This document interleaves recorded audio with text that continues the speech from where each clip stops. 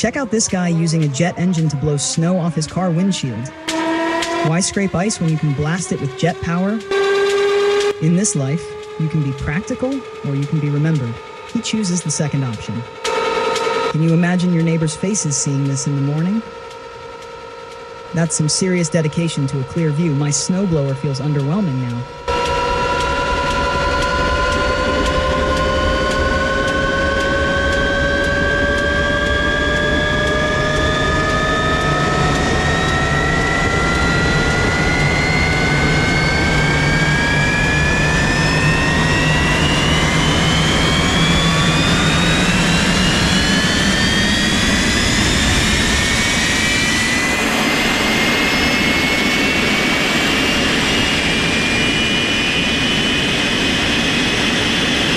Hit like if you're amazed by this epic solution.